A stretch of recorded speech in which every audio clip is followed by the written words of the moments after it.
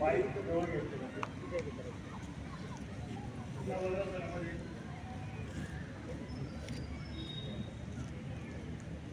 पुन्हा काम करायचे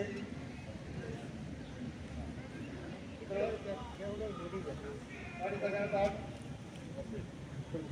उजवा हात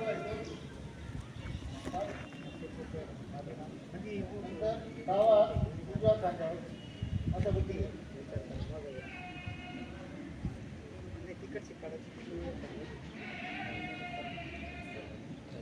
पुन्हा मूठ केलं जावं.